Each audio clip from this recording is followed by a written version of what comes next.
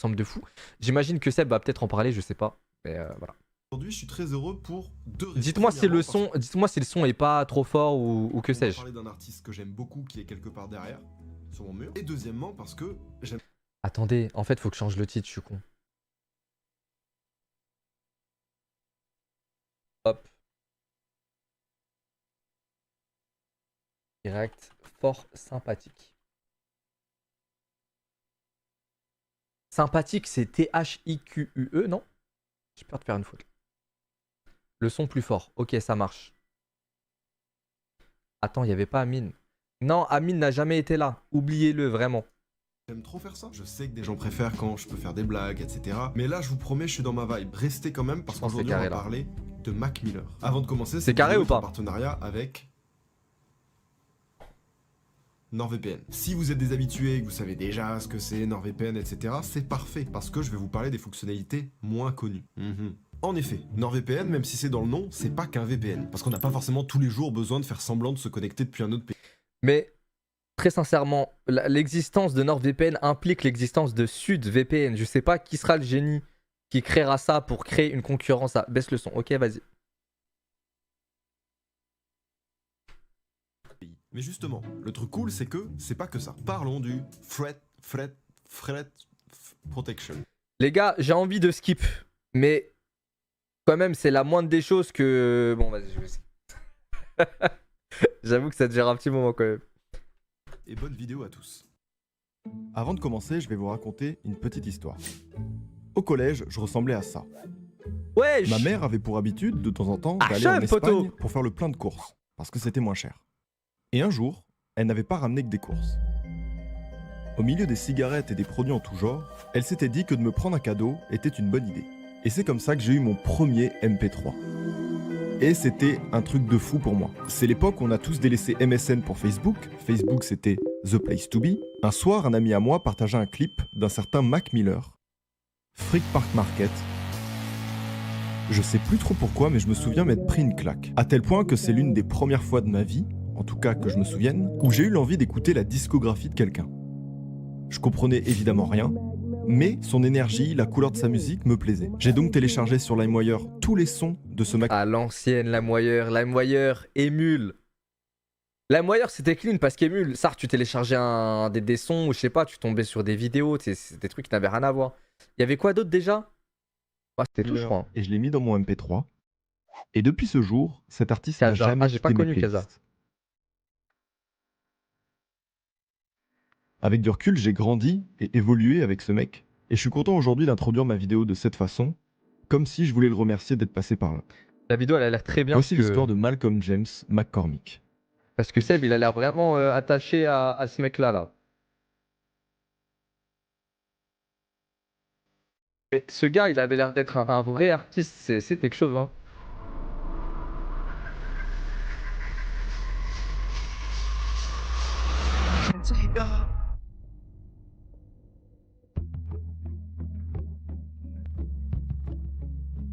Malcolm James McCormick est né le 19 janvier 1992 à Pittsburgh. On s'y attend, rien ne va être surprenant dans ce que je vais vous dire, mais il s'est initié à la musique très tôt. À partir de ses 6 ans, il se met à la guitare et à la batterie. À partir de 10 ans, il écrit ses premières chansons. Et à partir de 14-15 ans, il tombe amoureux du rap. Et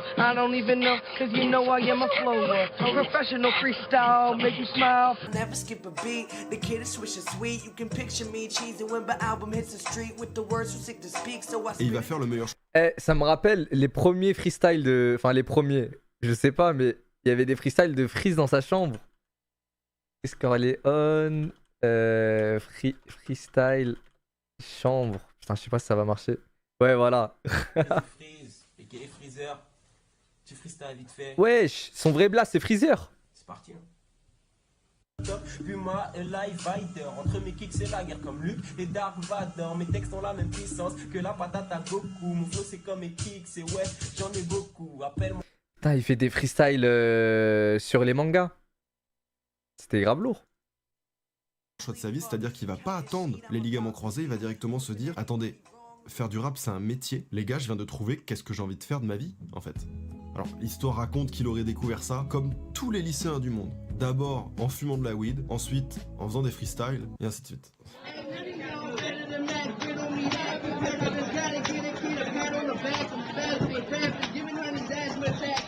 Et ça va être le mec... Excusez-moi, je fais beaucoup pause comme à chaque début de réact. Là, je vais pas mal laisser la vidéo par la suite. Mais est-ce que vous vous rendez compte que quasiment n'importe qui, bon, faut avoir du talent bien sûr, mais peut percer et que ce soit pas forcément un coup de chance d'atteindre des sommets. Par exemple, si vous êtes fort dans le rap, imaginez juste vous rappez beaucoup dans votre lycée, ok? Comme la vidéo qu'on vient de voir là de Mac Miller entouré de plein de gens dans son lycée, et que ceux de votre lycée vous donnent de la force. Il y a combien de personnes dans un lycée? On va dire il y a généralement 900 000 élèves, ou peut-être 800.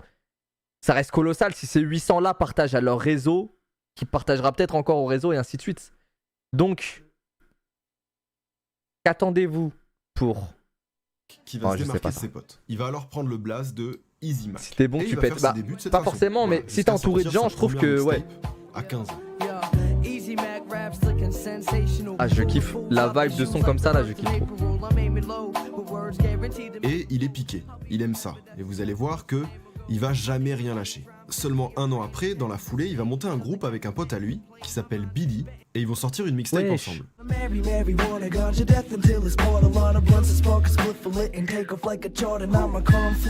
Quand je vous dis qu'il est piqué, il est vraiment piqué. L'année d'après, il va sortir 2 mixtapes en solo. Et comme il le dit de la manière la plus authentique et la plus simple possible dans l'intro de ce projet, il raconte juste sa vie, le gars. I just want to tell everybody this. This hip-hop shit right here, I live it. 100% point blank motherfucking period. I ain't got no other options. I ain't got no backup plan. This is it for me. Everything I spit on the track, that's my life and how I see shit. La mixtape s'appelle Prélude au rigolo de la classe. Et je trouve que c'est cool de relever ça dès ce moment de sa carrière parce que vous allez voir que ce qui a fait de lui un mec aussi pertinent pour beaucoup de gens et aussi touchant dans le futur, c'est que depuis le jour 1, il a tenu une espèce de ligne de conduite qui était de raconter les choses le plus honnêtement et le plus simplement possible. Plus ce sera simple, plus ce sera accessible, et plus ce sera accessible, plus tu pourras toucher des gens. So I got something for you, the High Life, alright? That's a mixtape. Coming very, very soon. Et il a beau être au lycée, avoir les cours, etc., il enchaîne. On est en 2009, il sort une seconde mixtape, The High Life, avec notamment Wiz Khalifa dessus, et c'est à partir de ce moment-là qu'il se renomme Mac Miller.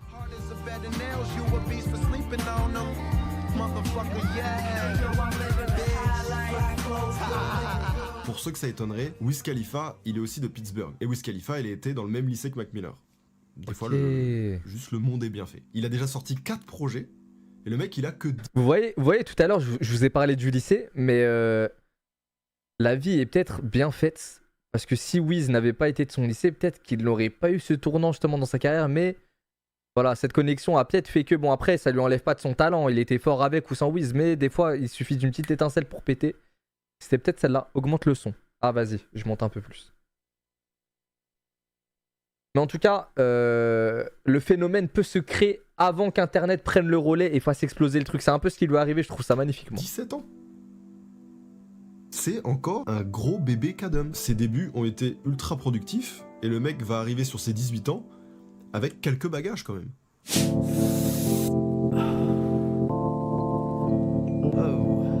Easy Mac commence à faire parler de lui. D'abord au lycée, puis dans sa ville, sur internet. Et la sauce prend petit à petit, il se fait assez remarquer pour qu'un label indépendant de sa ville le drague, puis le signe. Ce label, c'est Rostrum Records. Et alors début 2010, c'est vraiment l'époque où ça pleuvait de mixtapes. Il y avait des mixtapes tout le temps. Mais je parle pas des mixtapes old school qui étaient co-hostés par un DJ, etc. Ça c'est trop vieux. Non, cette période-là, avec le début d'internet, je sais pas, tout le monde posait sur les prods de tout le monde et tous les rappeurs qui arrivaient se faisaient une crédibilité en balançant des mixtapes et des mixtapes et des mixtapes. Et il y a beaucoup de rappeurs qui sont aujourd'hui tout en haut qui ont commencé comme ça. Et donc évidemment, Mac Miller n'a pas échappé à cette règle. Et c'est aussi une des raisons pour lesquelles il y a autant de mixtapes. À 18 ans, Mac Miller va sortir sa première mixtape avec le label Rostrum Records, et pas n'importe quel mixtape, puisqu'on parle de Kids.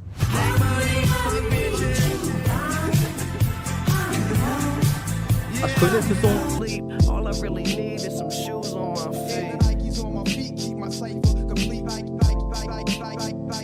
Et la vibe 2010, 2009, 2011, pour moi, c'est ce qui s'est fait de mieux sa mère dans le rap en termes de clips, de visuels. J'aime trop. Bon, les clips de maintenant sont beaucoup plus quali avec plus d'effets, etc. Mais Je sais pas, ça me rappelle mes années collège en fait, j'aime trop. Putain,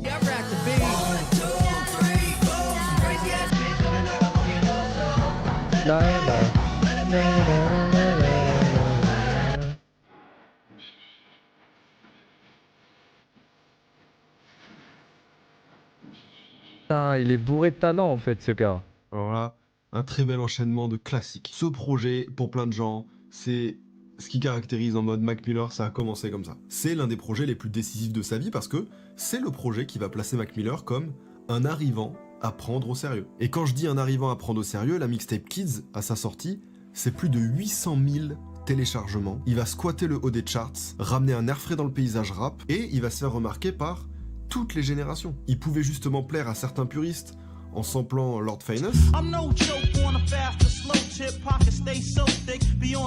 Et en même temps, les morceaux d'à côté, ça pouvait être un truc où il s'ouvre à un public plus large.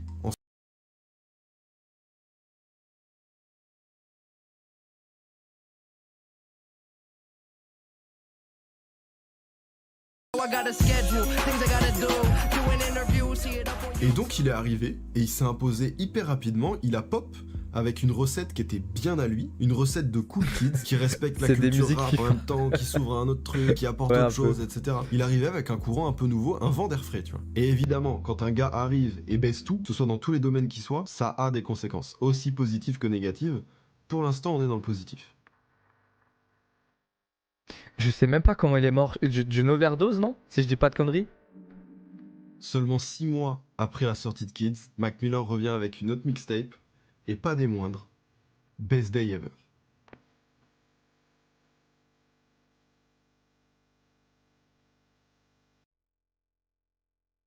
Et là les amis, le mec enchaîne tellement que l'explosion continue d'exploser en fait, notamment avec un morceau en particulier. Vous savez ce que je trouve fou? Excusez-moi, il y a des pubs.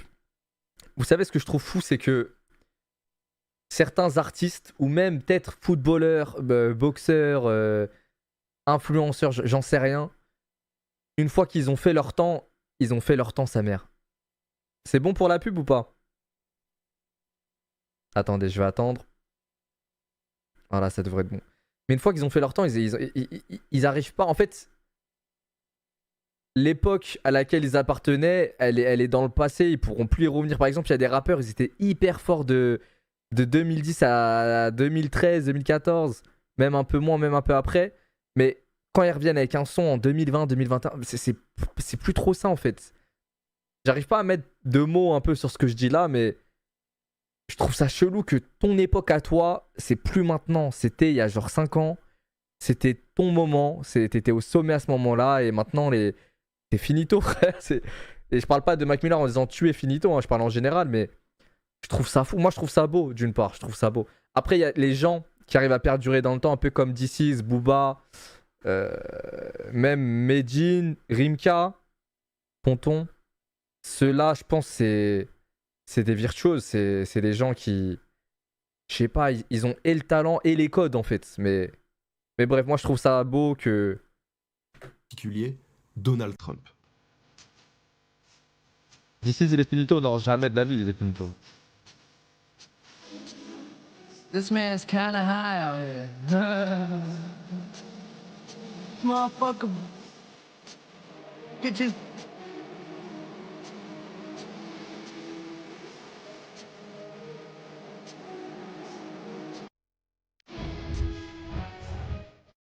Et Donald Trump, ce morceau, c'est aussi un morceau qui a été décisif pour lui. En tout cas, dans son histoire à lui. Ce single, ça va être sa première certification. Et je sais pas si vous allez pouvoir relativiser pour vous rendre compte, mais à l'époque, en 6 mois, c'est 20 millions de vues sur YouTube. En 2022, tu fais 20 millions de vues en 6 mois, c'est un buzz encore. Là, on est en 2011. Putain de merde. L'ampleur que ça avait pour l'époque, c'était genre... il a tout baisé, quoi, avec ça. Et il a tellement tout baisé, et c'est là où il y a une histoire amusante qui vient derrière, c'est que ça allait aux oreilles de Donald Trump. C'est remonté jusqu'à Donald Trump, et Donald Trump va le menacer de le poursuivre en justice. Il lui demandera des royalties pour avoir utilisé son nom, il va le clasher à tout va. A young rapper named Mac Miller just did a song called Donald Trump. I want some money, Mac. Give me some money. I'm entitled to 25% at least. Alors bon, Donald Trump qui se clash avec des gens, c'est pas le truc le plus nouveau. Maintenant qu'un Mac Miller qui commence sa carrière finisse sur la liste des gens en clash avec Donald Trump, juste à côté d'Obama, genre, bah c'est bien. Moi je dis, y a pas de mauvais buzz, c'est quand même un très bon signal pour Mac Miller. Le mec est en train d'être pris très au sérieux en fait.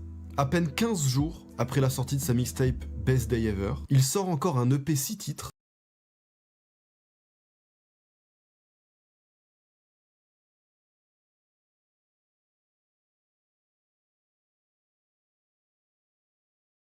À cette époque, qui a été je vais l'écouter ce mec, hein, c'est trop fort. Je pose la question vraiment sérieusement. Le mec ne dort pas. Et il s'arrête pas en si bon chemin. Il entame directement dans les semaines qui suivent un autre projet qui finira en mixtape, I Love Life, Thank You, où il sort un son tous les paliers de 100 000 abonnés sur Twitter jusqu'au million.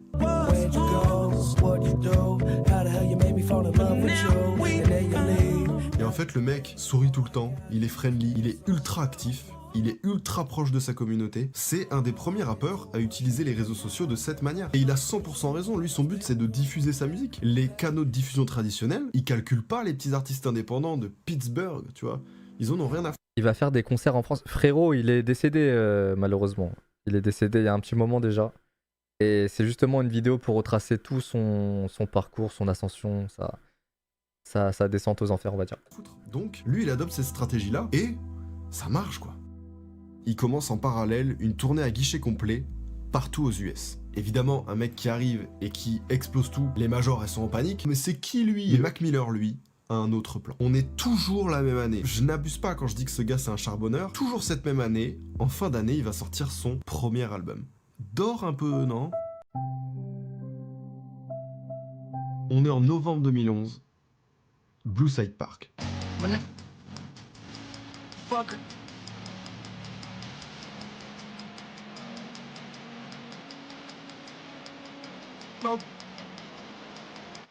Mac Miller va rentrer instantanément. J'aime moins la vibe électro comme ça, je suis pas trop fan par contre. Il fait numéro 1 du Billboard 200, 344 000 exemplaires vendus. C'est le record pour un artiste indépendant.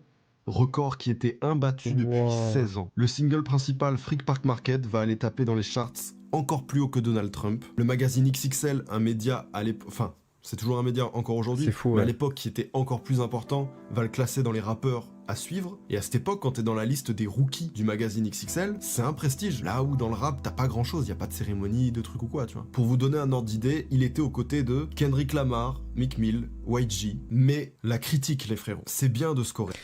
Pour ceux qui connaissent pas, ils font même un freestyle par an, je crois. C'est vraiment de la frappe, sa mère. Je crois que mon préféré, c'était celui de 2016. Et il y a vraiment que des grosses têtes. Ouais, voilà. «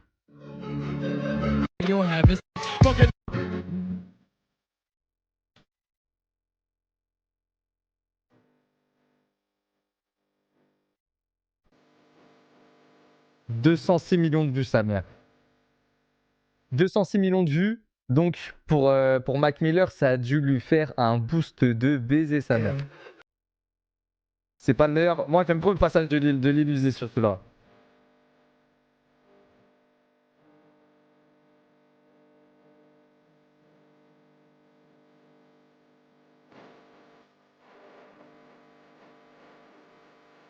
Ce qui me fout la haine avec le rap US, c'est qu'ils ont plus de flow que nous, mais leurs paroles, elles sont beaucoup moins ouf que les nôtres. Genre, la langue française, elle est tellement riche que ça te laisse la possibilité de faire des lyrics de dingue.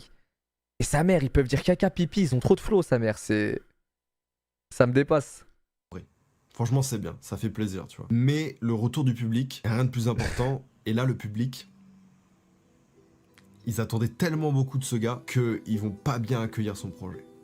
Oh. Le rappeur de Pittsburgh n'est le plus souvent qu'une version fade et insupportable de Wiz Khalifa. Wesh. 1 sur 10. Quoi?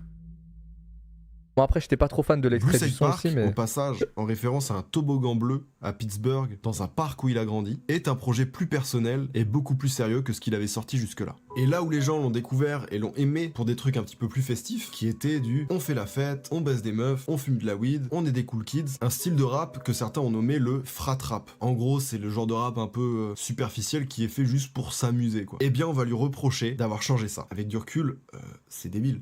Les gens aiment juste pas quand il y a du changement, tu vois. Mais enfin bref. Lui, c'est encore un jeune adolescent. Pour rappel, il a que 19 ans. Et le succès, tout ça c'est bien, mais le revers de la médaille peut faire mal. Surtout quand t'es encore dans l'âge de te construire. Et surtout, Mac Miller a toujours eu une démarche honnête, simple. Et du coup, se faire attaquer pour ça, pour avoir été plus transparent dans sa musique, d'être qui il est en fait, ça va lui mettre un coup. Ça commence déjà à me faire de la peine, sa mère. Le bougre ressemble à Michou. Non, pas du tout. Un peu plus inox. Il a charbonné comme personne, il a désormais le succès, une renommée, les critiques, la richesse, la pression de l'industrie, des médias. C'est arrivé très vite et c'est dangereux. C'est jamais pour rendre les histoires plus empathiques qu'on dit ce genre de choses, c'est juste que c'est quelque chose à prendre en compte. On lui reprochait d'être lui. Qu'il était là où il en était simplement car il est blanc, que c'était le nouveau Eminem, et tous ces petits trucs au cumul un peu relous, où aujourd'hui on peut juste trouver ça redondant, c'est un truc qui pop à chaque fois qu'il y a un nouveau rappeur blanc qui arrive, mais à son époque, à lui, ouais. Pas tant que ça. Là, C'est-à-dire tu qu'il a prends ça mangé très, pour tous très les gens personnellement. qui le vivront après lui. C'est-à-dire que tout a été vécu fois 1000 et lui, il a hyper mal vécu. Ça... Vous auriez fait quoi à sa place? Imaginez que vous êtes une star montante de l'industrie, que vous faites des sons hyper commerciaux qui marchent, les fous, que des hits, des gros certifs, mais le premier gros album que vous voulez sortir, vous tenez absolument à ce que ce soit un album très introspectif, un peu plus différent que les trucs commerciaux que vous faisiez habituellement, mais que vous allez décevoir plus de monde. Est-ce que vous prenez le risque de sortir cet album qui vous fera très plaisir à vous, mais qui perdra des fans en cours de route? Wow! Et le diable de Tasmanie, c'est bon? Ou est-ce que vous vous dites nique sa mère, je vais être un peu dépressif en continuant cette merde, mais je vais continuer de faire des bangers comme ce que les gens veulent, des sons bien radio, bien MTV.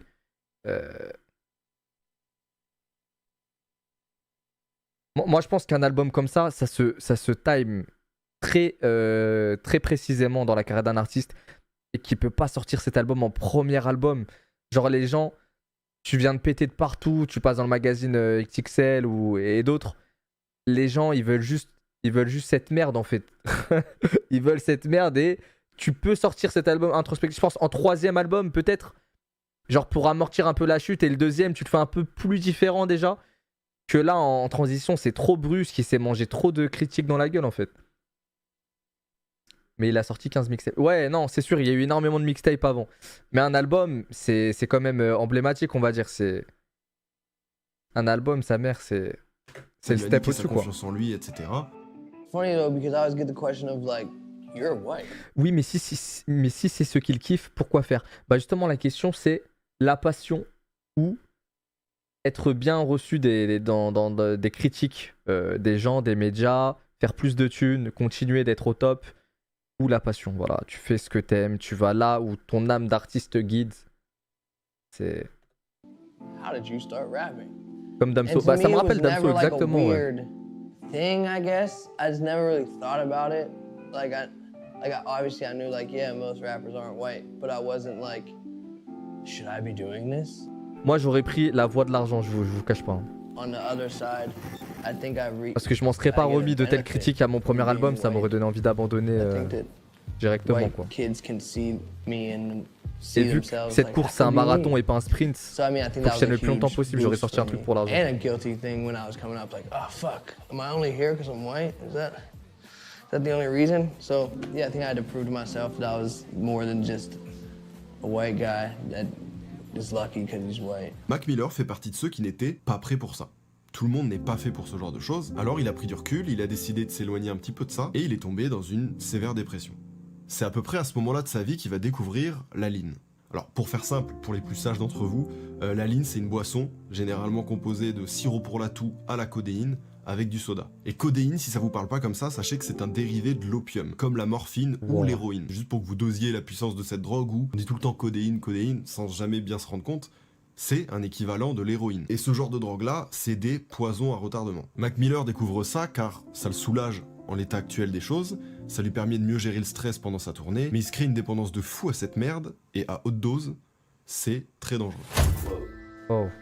At one point, weed didn't relax À l'époque, l'âge d'or de la ligne, c'était It vraiment made me more paranoid en about all the 2012, shit 2013, sa happening, mère. right? So, like, J'en I entends plus needed trop to parler get a maintenant, mais drug that was a little more numbing, if you will, and less like in your head. So yeah, I think that's really what sparked me doing other drugs, is because I hate being sober. I wanted a drug to do. Même ses 2016, potes lui Lil Pump. Ah disaient, ouais, Lil Pump, de frérot, ouf. t'abuses. Nah, this is too much though. This is the pure. Right. No. It's not that I'm shit saying before. that's how it came. You're not listening to me. No, I know This it's is not. This is not even the one that you think is it. This is the one that's it. That's really it. More than activist. Listen to me. I'm your brother.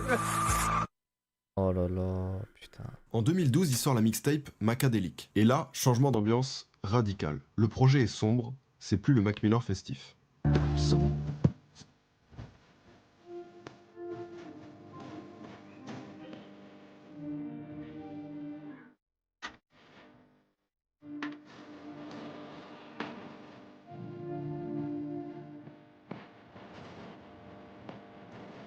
When you were young and you just trying to live your life and have some fun in the world where you have yet to see how evil it's become.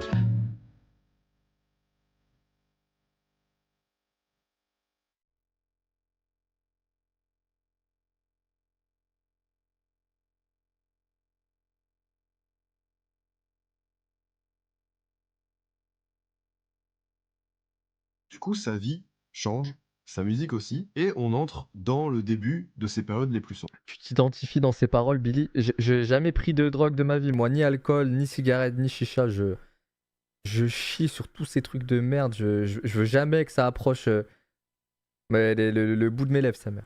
Bien qu'il soit maintenant en place dans l'industrie, que beaucoup d'artistes l'apprécient, sur cette mixtape Donc, on retrouve non, je me Kendrick reconnais Lamar, pas, Lil Wayne, Joey dans ça, Badass, ou même un Juicy J, à l'époque c'est ouf. Lui va très très mal, il est hyper affecté par le revers du succès. Et avec la ligne, il a planté un poison en lui qui va mettre des années à se débarrasser.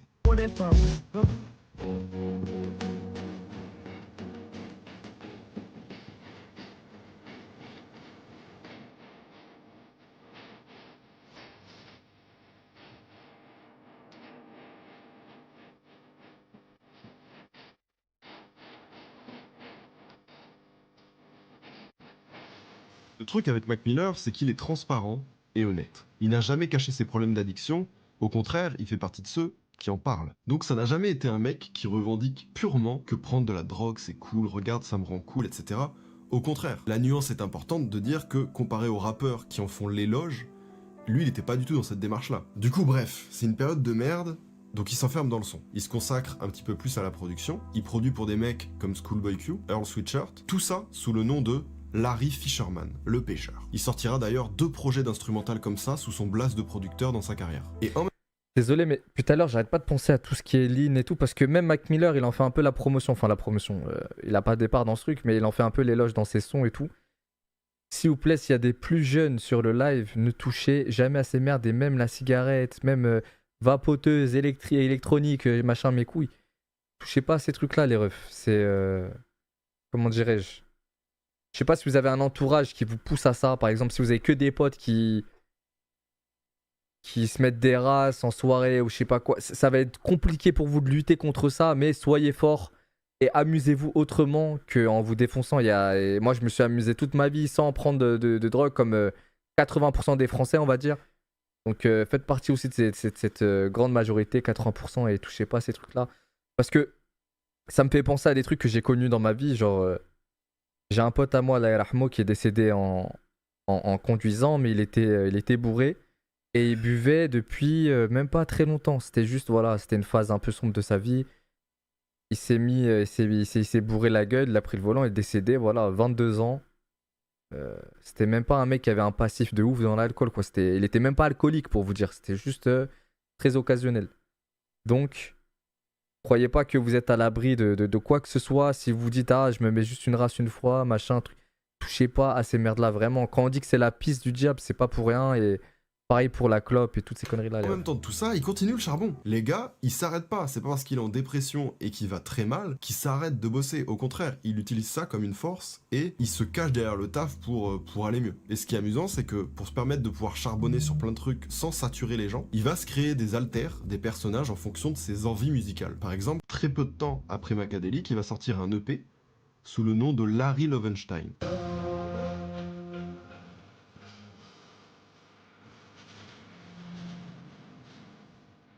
Ah, j'aime bien.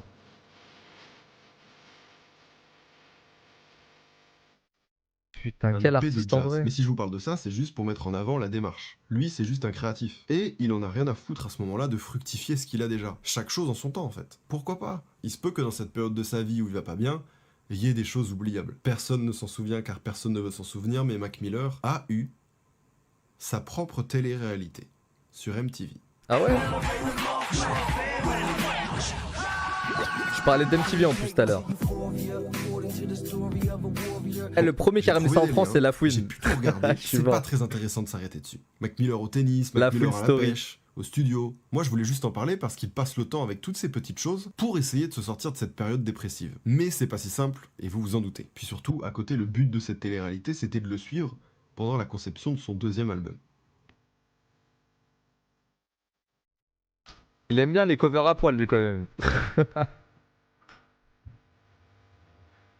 Ah, ça j'aime pas par exemple. Moi il me faut de la petite mélodie moi pour que je sois... Presque 2 ans Oui, j'ai appris ça. après son premier album, il publie en juin 2013 son deuxième album. Cette fois, l'accueil et la critique va être beaucoup plus élogieuse pour lui. Il a pris le temps et il a pondu un projet qui arrive à réconcilier une partie de son public. Ça fait plaisir. Et vous allez voir que ça ne l'empêche pas d'être toujours aussi productif. Top chrono. Cette même année, il monte son propre label, Remember Records. Il continue de produire des artistes à côté. Il va d'ailleurs faire une rencontre qui va être hyper importante dans sa vie, Ariana Grande. Ils feat ensemble, ça pète Ah ouais. tout. Il part en tournée avec Lil Wayne et 2 Chainz partout en Europe. Il sort un album live et enfin un nouveau personnage, un nouvel alias fait son entrée, Delusional Thomas. Un personnage sombre. Il pitch sa voix sur des prods très expérimentales et cette mixtape est le résultat de pas mal de drogue.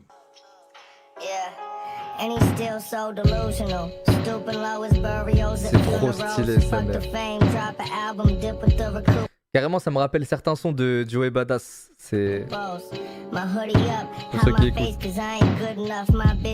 Ma théorie c'est que ça ressemble à un condensé de toutes les punchlines que Mac Miller ne pouvait pas dire en tant que Mac Miller. Du genre, ouvre la bouche que je fasse caca dedans.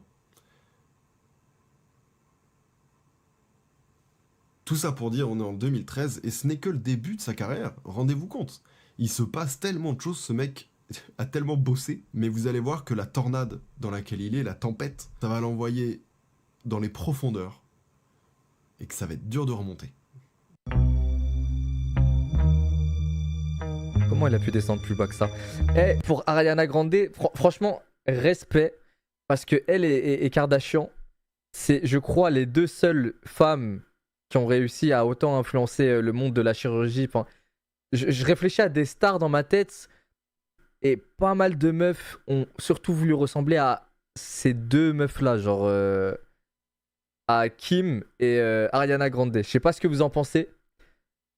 Ouais, Ariana. Franchement, au début, je me disais qu'elle a pas tellement influencé que ça. Mais en vrai, je vois pas mal de meufs américaines et tout qui se sont refaites la gueule. Vraiment pour ressembler à ça, je sais pas ce que vous en pensez. Kylie. Non, moi je vois plus Kim en modèle que Kylie, déjà chez les Kardashians. Zéro chirurgie Ariana. Mais non, mais je parle pas d'Ariana, elle. Je parle de modèle de beauté, enfin de standard de beauté auquel certaines meufs ont voulu ressembler en faisant du... Kylie surtout. Ah non, franchement, je... Attends, Kylie, c'est bien la meuf un peu... C'est bien la Kardashian un peu queue, ce Kylie.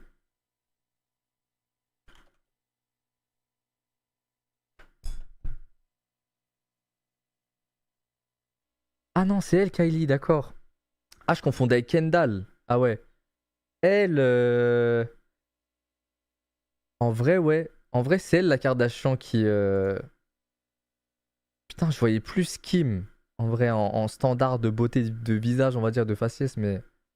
C'est vrai que pas mal de meufs. Par exemple, cette meuf, j'ai l'impression d'en avoir déjà vu 40 dans ma vie, genre sur internet, genre sur Insta ou.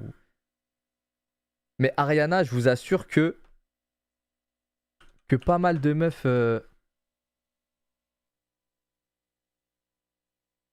Ouais, en vrai, pas tant que ça, je suis un ouf. Hein. Non, pas tant que ça. Ça part de Kim, c'est vrai. Ah, ça part de Kim totalement. Et là, par exemple, pour ceux qui ne me croient pas qu'il y a des standards de beauté, entre guillemets, dans la société de chirurgie, etc., Kim il n'y a pas si longtemps, elle a enlevé, je crois. Bon, là, on rentre un peu dans les détails, mais vous savez, il y a les meufs qui se font refaire le fiac, le bébé, la brésilienne, butt lift, je sais pas quoi. Bah, Kim a enlevé le sien, je crois. Du coup, elle a plus un énorme tarpé. Et elle s'est même enlevé des bzés, je crois. Et du coup, elle paraît plus naturelle, plus mince, etc. Et c'est encore ça. En gros, le standard de beauté qu'il y avait déjà en 2010, ça revient à la mode. Ça veut dire que c'est plus la mode des gros fiacs refaits à la mort, je ne sais où dans le monde là. C'est vraiment être un peu plus naturel, skinny, etc. Et les meufs ont commencé, enfin je dis les meufs, je parle pas en général, pardon, je parle certaines que j'ai pu voir, ont commencé à enlever leur bébé elles aussi. Genre elles se sont dit ah ouais finalement c'est vrai que ça fait trop et tout, elles ont commencé à l'enlever et c'est vraiment ces meufs là qui dictent ce game en fait, c'est vraiment fou. On revient à la mode des filles fines ou très skinny malheureusement. Bah moi je déteste ces modes là, d'avoir une morphologie, mais le fait d'être plus naturel qu'une meuf soit grosse ou mince ou que sais-je, je trouve ça mieux déjà. Honnêtement. C'est bien renseigné. Bah les gars, je vis la vie comme vous, hein, je vis en société comme vous, je remarque des choses quoi. On est en 2014, une belle journée, il fait soleil et t'as enlevé ton bébé toi aussi, Billy? Le label indépendant de Pittsburgh. Moi je l'ai toujours mon bébé. De se terminer. Avec le label qui vient de monter, il va signer un contrat avec Warner.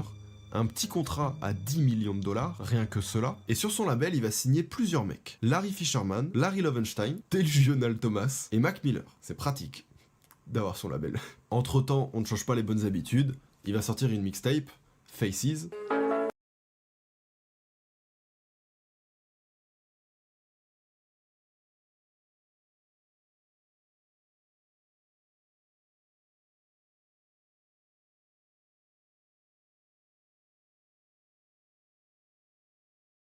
Que dans le message. Cette mixtape est intéressante surtout dans le propos. Il se remet en question en même temps qu'il est au plus haut niveau consommation. Il a tweeté à l'époque que quand il a fait cette mixtape, il n'était pas sur Terre, et on comprend tout ce qu'il veut dire par là. On est pile à l'apogée de son addiction. Plusieurs fois je vous ai dit, ah là il va pas bien, machin nanan. Là, c'est son prime défonce, entre guillemets. J'étais tellement défoncé tout le temps que c'était malsain.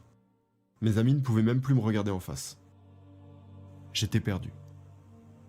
Il mélange cocaïne, Xanax, codéine, LSD, tout ce que tu veux. Il est enfermé sur lui-même, il ne voit plus personne, il ne fait qu'une seule chose, de la musique. Et du coup, de cette période naîtra cette mixtape. En tout cas, je vous invite à vous y intéresser. La critique la vend comme son chef-d'œuvre. Pour moi, je suis pas d'accord, même si je comprends ce qu'ils veulent dire par là. C'est assez particulier. C'est une expérience, tu vois. C'est son truc le plus artistique, le plus...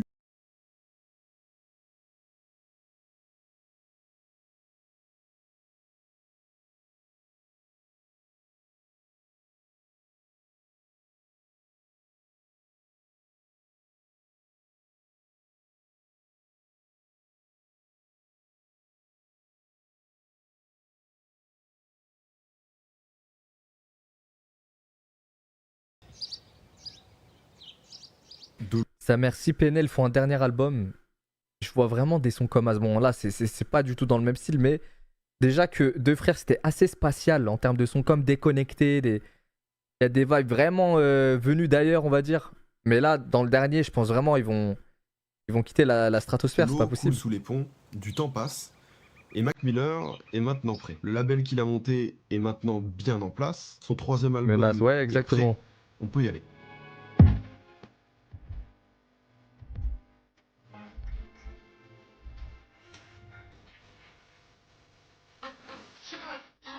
Son troisième album montera 3e au Billboard. Un succès de fou notamment avec ceci.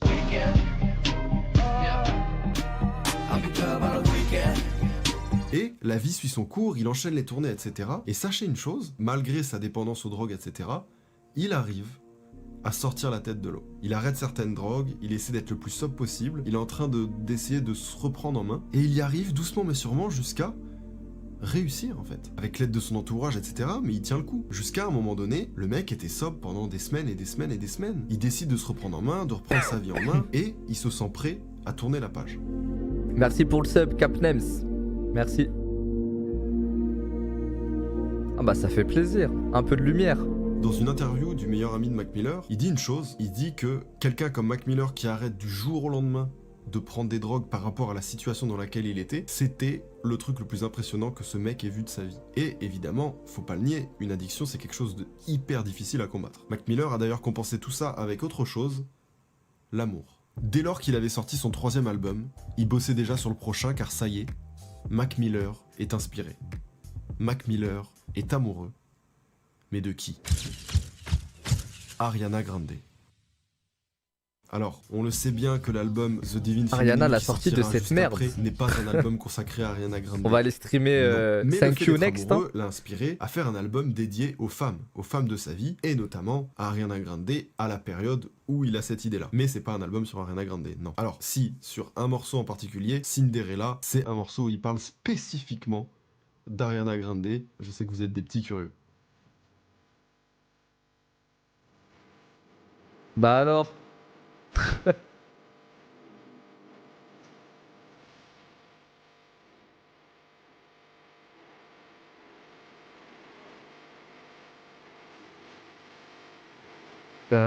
Oh.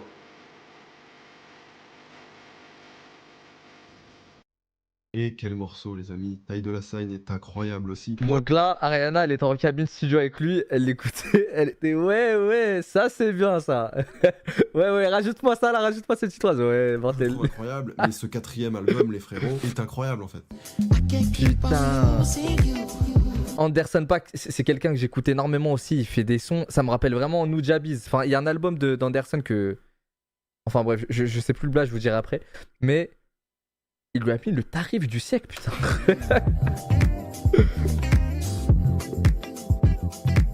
Ah ouais. Feat Bilal, ce nouveau défi pour lui qui était de parler d'amour, de parler des femmes, et qui est, rappelons-le, un exercice difficile. Je vous rappelle qu'on sait déjà pas dire je t'aime à nos parents. Eh bien, c'est carrément réussi, et réussi à convaincre tout le monde avec ça, quoi. Et franchement, bah, ça régale. En plus, il est sorti de la drogue. Mortel. Tout va bien, quoi. Cut, j'ai oublié le morceau avec Ariana Grande, je suis...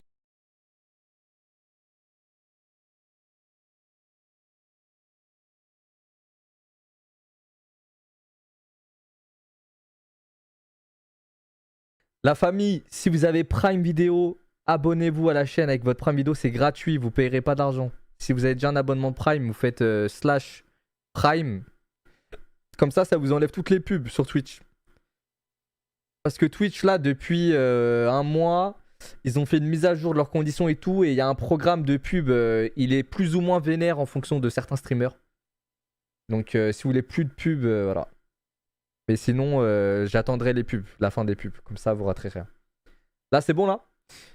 Qu'est-ce que je voulais dire? Ah ouais, vous pensez qu'un artiste...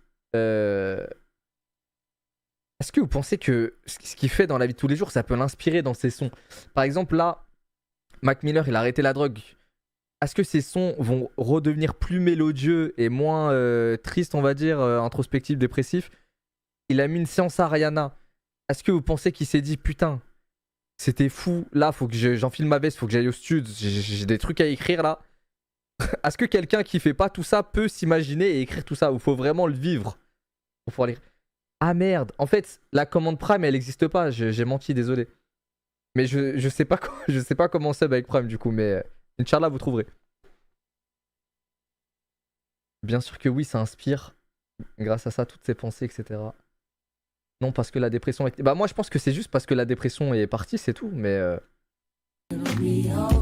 Si je mange un bon grec demain, alors, ça va me donner aucune inspi pour faire un son, je sais pas. Live des deux ensemble, et si vous l'avez pas fait, sachez que ça régale de les voir se partager la scène parce que ils puent l'amour. Et je vous jure que ça apaise dans un monde de brutes. C'est comme un bon Disney.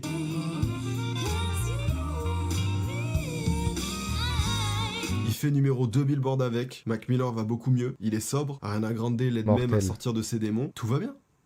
Ça fait plaisir. On est sur une happy end comme on les aime. L'amour gagne toujours. Ça c'est 2016 ça. Et ouais les frères. Il va montrer de lui-même en interview qu'il va beaucoup mieux, son entourage aussi, et vous vous en doutez, mais il a déjà le thème de son prochain album, le combat qu'il mène contre ses démons, et le message d'espoir qui va avec. Sauf que, changement de musique un peu plus dramatique, bah en fait, quand tu combats une addiction, un truc aussi fort que ça, c'est un combat constant. C'est pas t'as arrêté la drogue et c'est du temps en scène. C'est non, pire, ça ce serait Disney, pour le coup. La vraie vie, c'est pas ça. Non, il se bat tous les jours pour ne plus rien prendre, mais il lui arrive d'échouer. À petite dose, certes, par rapport à avant, il est quand même déterminé à se débarrasser de la drogue du mieux qu'il peut, mais ça lui arrive d'en reprendre quelquefois, quand il va vraiment mal. Et vous savez, la drogue, c'est un cercle vicieux. Malheureusement pour lui, son combat qu'il a contre les addictions, c'est pas un truc ultra sain, ni pour lui, ni pour son couple, et ça doit pas être évident de maintenir une relation avec ce genre de choses. Et ça devait pas être évident non plus pour Ariana Grande, tu vois, c'est pas son rôle non plus, tu vois. Donc au bout de 2 ans de relation, Merci pour ils le vont lui sub, mettre un Queen. terme. Merci. Surtout pour des soucis d'incompatibilité d'emploi du temps, vous vous doutez bien que les deux sont hyper occupés l'un l'autre. Et une rupture, c'est pas cool. Ça va malheureusement beaucoup affecter les deux, mais le problème c'est que côté Mac Miller, faudrait pas qu'il comble sa tristesse avec la drogue ou de l'alcool. Parce qu'on le sait, il le sait, c'est dangereux. Et il allait tellement mal après la rupture que il a pas réussi à résister.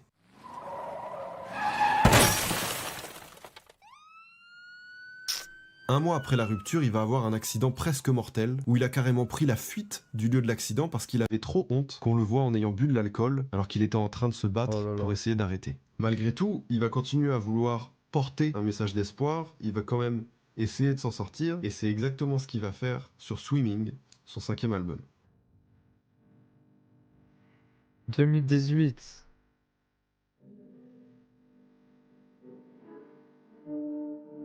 Putain, il fait des covers magnifiques, en tout cas. Son 5e album sort en août 2018, et comme promis, on y entend un Mac Miller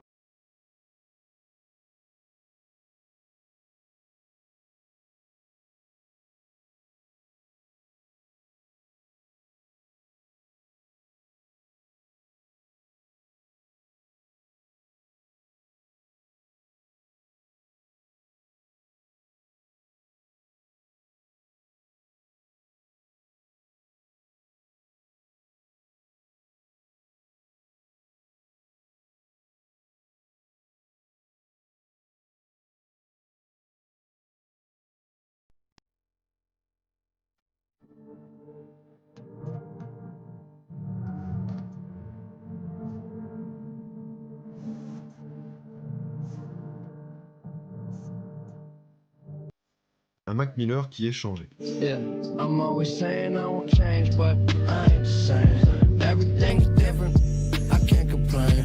Il va scorer numéro 3 Billboard encore une fois, ses 5 albums ont fait top 5 jusqu'à maintenant, et à titre personnel cette fois, c'est pour moi son meilleur album. Et je vais être honnête, il n'y a pas une semaine où il n'y a pas un morceau de ce projet qui passe pas dans une de mes playlists. Je l'écoute vraiment, pas quotidiennement, mais au moins toutes les semaines. Donc clairement, je manque peut-être d'objectivité sur ça, mais c'est selon moi son meilleur album qui me parle le plus musicalement, enfin bref, pour plein de raisons. D'ailleurs, s'il y a des fans de Mac Miller qui regardent ça, donnez-moi vos top titres, top albums, etc. Ça peut-être ça intéressera pas tout le monde, mais moi ça m'intéresse au premier degré. Je suis très curieux en fait. Putain, il me donne envie de chialer le frérot Seb là. L'idée c'est que Mac Miller serait sous l'eau, quelque part entre les profondeurs et la surface, l'obscurité et la lumière, et qu'il essaye de s'en sortir.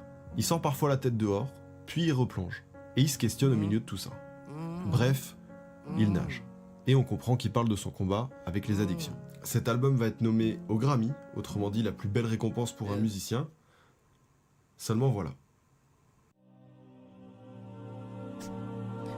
Moi, ce que je comprends pas, c'est qu'un mec qui a autant de moyens que lui, et je le critique pas du tout, hein, mais pourquoi j'ai l'impression qu'il combat sa dépression. Après, j'étais pas à ses côtés, je sais pas vraiment comment est-ce qu'il combattait cette addiction-là, mais j'ai l'impression qu'il n'y avait pas de spécialiste autour de lui. Genre qu'il essayait de combattre ça seul, il a réussi tout seul comme un chef pendant un long moment, avant de replonger seul. Mais j'ai l'impression qu'un spécialiste lui aurait plutôt dit... tu vas pas couper la drogue d'un coup, tu vas diminuer de genre de x4, enfin tu vas diviser par 4 tes portions de drogue là, et c'est comme ça qu'on arrête définitivement, c'est en diminuant petit à petit et que jusqu'à qu'un jour bah il y a plus de dose en fait. Mais où tu vas en détox, bah en détox c'est aussi ce qu'ils t'apprennent là-bas j'imagine, ils te font pas arrêter, t'arrives dans un centre de détox, ils te font pas arrêter de désintoxication, enfin je sais plus comment on appelle ça, ils te font pas arrêter du jour au lendemain je crois, mais Il dit qu'il a honte. Ouais, bah, sur l'accident, c'est sûr qu'il avait eu honte, mais ça me fait mal de me dire qu'il était seul dans ce combat, on dirait. How can we help you? Okay. But are you there with him now? When's the last time you saw him or talked to him? Yesterday, please. All right. Stay with me on the line, okay? We're already on the way there now. I'm going to give you instructions. C'est pas simple. J'ai jamais dit que c'était simple, hein. I'm going to give you J'ai instructions. jamais dit que c'était simple. Stay with me on the line, okay? You found him on the bed, on the floor? Okay, listen, so I can help you. The only way we're going to help your friend is if you follow my... Hello, sir? Hello? Ah ouais, c'est le vrai appel, ça? Un mois après la sortie de son album, Mac Miller est retrouvé sans vie chez lui. Aïe, aïe, aïe. Mac Miller est mort, à l'âge de 26 ans. Personne ne s'y attendait, tout le monde est sous le choc et attend le rapport d'autopsie. Ce dernier annonce qu'il serait mort d'une overdose. On retrouve dans son corps de la cocaïne, de l'alcool et du fentanyl. Le souci, c'est que Mac Miller ne prenait pas de fentanyl et n'a jamais pris de fentanyl de sa vie. Du coup, il y a enquête. On a récupéré les SMS de Mac Miller, tous ses derniers échanges, etc. Et on sait qu'il avait commandé 10 pilules d'oxy. Autrement dit, un médicament qu'on n'a que sur ordonnance, etc. Et Mac Miller prenait ça peut-être pour éviter de prendre autre chose, justement. Le souci, c'est que le fentanyl, c'est 50 fois plus puissant que les oxy. Le fentanyl, c'est une véritable merde. Une légère surdose, tu meurs. Des fois, une dose, tu meurs. Il y a des dealers qui coupent leur cam avec du fentanyl. Ça leur fait une économie de matière, c'est indétectable, ni à l'œil nu, ni à l'odeur, ni à quoi que ce soit. Et le mec qui prendra ça, peu importe dans quoi tu le mets, il va avoir des effets de défonce de fou, il se rendra compte de rien. Le dealer en question lui aurait vendu des fausses pilules d'oxy qui contenaient du fentanyl, et c'est exactement ça qui l'a tué. Les dossiers de justice disent bien que sans ça, il aurait jamais fait d'overdose avec ce qu'il a pris, donc on ne parle plus d'overdose, mais bel et bien d'un homicide. Il y a 3 mecs impliqué dans l'histoire. Les pilules lui ont été données par un certain Cameron James Petit, qui les a lui-même reçues d'un certain Ryan Revis, qui les a lui-même reçues d'un certain Stephen Walter. Stephen Walter a plaidé coupable et purge une peine de 17 ans de prison. Ryan Revis a été condamné cette année à 11 ans de prison. Et le dernier, celui qui a donné les pilules à Mac Miller, pourrait prendre entre 20 ans et la perpétuité. Son dossier est toujours en cours. Putain de merde, oh là là. Voilà pour le gros résumé de comment et pourquoi il est mort. Il y a plein de vidéos super intéressantes qui rentrent en détail dans les conversations, dans le vrai contexte de à qui il parlait, parce qu'il y a d'autres histoires. Donc du coup, il y a des trucs qui retracent ça, je vous mets plusieurs liens dans la description, il y a au moins 2 vidéos qui sont hyper intéressantes. Et je vous avoue que de mon côté, quand j'ai appris sa mort, ça m'a fait un truc un peu bizarre. C'était l'une des rares fois où la mort d'une personnalité m'a vraiment affecté. Et genre, c'est chelou, mais j'étais troublé d'être aussi triste. C'est bizarre d'être autant touché par quelqu'un, je le connais pas moi le gars, tu vois. J'étais là en mode pourquoi j'ai été aussi touché. Vous savez, j'ai jamais pleuré pour la mort d'un artiste ou quoi, mais vraiment, X, vraiment, je vous cache pas, la larme elle a coulé, c'était plus fort que moi. Pourquoi? Pas parce que je suis surkiffé ses sons ou quoi, ou ça je m'en fous, mais parce que avant sa mort, il essayait de se ranger. En fait, ça se voyait qu'il avait pris un chemin vraiment catastrophique. Genre, bon, je suis, encore une fois, hein, je le dis souvent dans mes streams, mais je suis musulman et tout, donc je crois vraiment beaucoup au tout ce qui est pactisé avec le shaitan, etc. Tout ce qui est très obscur comme ça. J'ai l'impression qu'il a emprunté cette voie-là vers le milieu de sa carrière, mais vers la fin, il a tenté de se ranger, de devenir la meilleure version de soi-même. Et il avait même créé un orphelinat, il me semble. Un orphelinat, une association pour aider les gens, etc. Que ce soit des enfants ou dans leurs études. Et c'est pile là où il s'est fait canner, je vous jure, ça m'a anéanti sa mère. Je me suis dit, putain.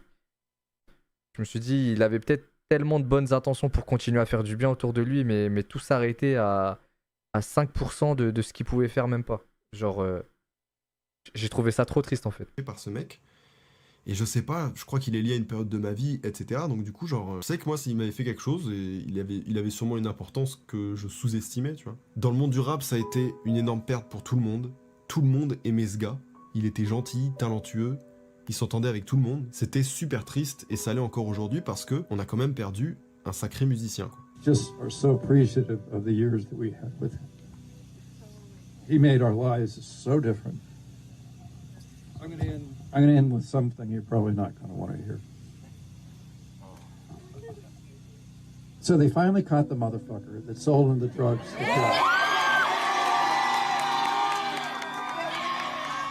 Dans le morceau Thank You Next de Ariana Grande, où elle parle de ses ex, elle dit ceci sur Mac. Et je me souviens qu'une des images qui m'a marqué, c'est Ariana Grande, elle a un concert à Pittsburgh juste après le décès et elle est obligée d'assurer le show. C'est genre super triste.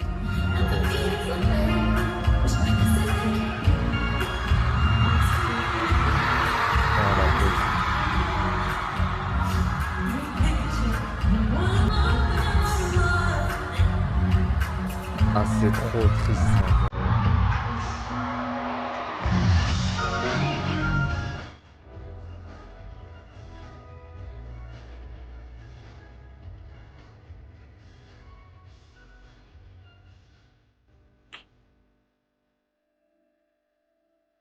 Mac Miller avait prévu une suite à son album Swimming, qui est sorti à titre posthume du coup avec l'autorisation de son entourage, et c'est l'album Circles. Et Circles, c'est un projet un peu plus sombre qui vient compléter un peu le premier. Si on dit que Swimming symbolise l'espoir de s'en sortir dans le message, etc., sur Circles, il se rend compte qu'il tourne en rond, qu'il est dans une boucle, et que c'est comme ça, et qu'on peut pas tout changer complètement, et qu'il faut faire avec. Donc, un peu triste.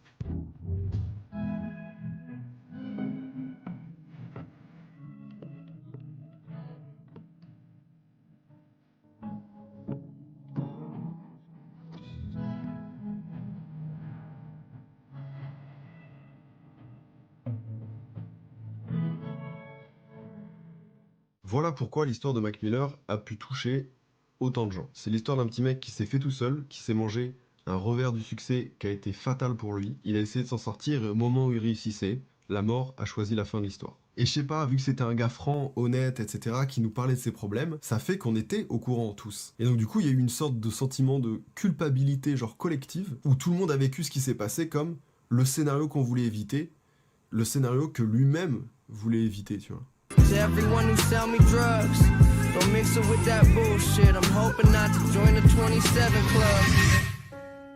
I'd rather be the corny white rapper than the drugged out mess who can't even get out of his house. Overdosing is just not cool. There's no legendary romance. You don't go down in history because you overdosed. You just die.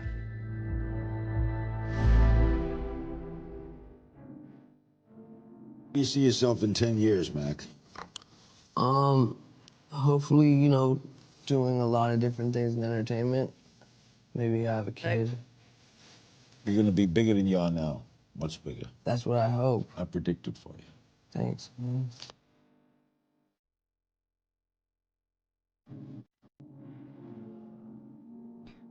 Vous voyez cette séquence? Que chacun d'entre nous essaie de se l'intégrer dans son crâne parce que il était rempli de rêves, rempli d'espoir par la suite et la mort est venue le frapper d'un coup. Ça peut arriver à n'importe qui d'entre nous. Donc, si je peux vous donner une conclusion de tout ça, enfin la conclusion que je pense pour moi-même, c'est que faut vivre la vie à fond. Parce que là, ce soir, je peux rentrer chez moi en sortant de la maison d'amis, je peux me faire canner. Une voiture peut me renverser, je peux faire un accident, je peux me faire planter, je peux faire un arrêt cardiaque carrément sans qu'il y ait de danger extérieur, juste moi dans mon corps. Je peux faire un AVC.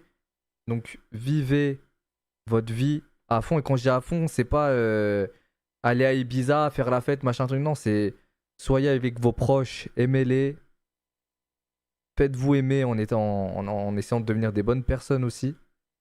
Jusqu'à temps que chacune de nos histoires s'arrête. Voilà. Il y en a un dans le chat, peut-être il est dans le chat aujourd'hui, son histoire s'arrêtera avant la mienne sur cette terre. Peut-être c'est la mienne qui va s'arrêter avant la sienne. On va pas tous mourir au même moment, les gars. Donc là, cette séquence, vraiment, ça m'attriste de fou et ça me rappelle qu'il n'y a pas de temps à perdre pour des conneries, pour des rumeurs. Lui, il a dit ça, elle a dit ça sur un tel, dans le dos d'un... On s'en bat les couilles de tout ça, ça y est. Faut aller chercher le bonheur, faut vivre dans le bonheur, faut esquiver les merdes, les embrouilles, Voilà, il n'y a pas de temps pour détester quelqu'un, pour parler sur son dos, pour se battre, pour voler de l'argent, j'en sais rien, c'est... Ok la famille?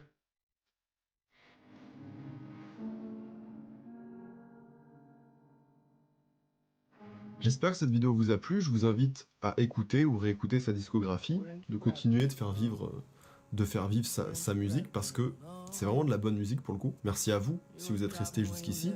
Merci pour les 5 millions d'abonnés. Merci pour les commentaires, les likes, tout ça. C'est super motivant à chaque fois. J'ai pas assez l'occasion de pouvoir vous dire des choses comme ça. Je fais pas assez de vidéos malheureusement.